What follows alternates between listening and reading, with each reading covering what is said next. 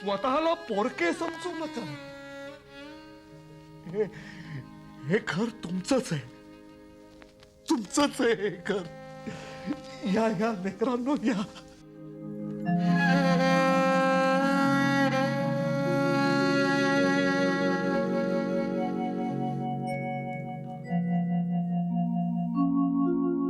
हे काय आहे? काही समजत नाही. यांना म्हणायचंय काय?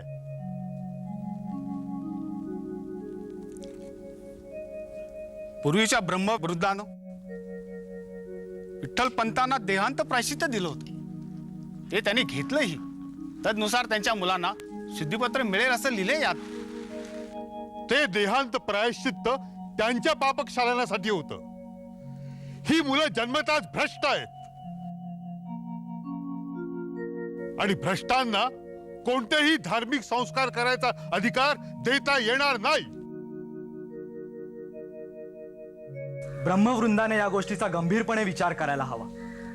यापूर्वीही सखोल अभ्यास न करता आमच्या मातापित्यांना देहांत प्रायश्चित घेण्यास सांगितले.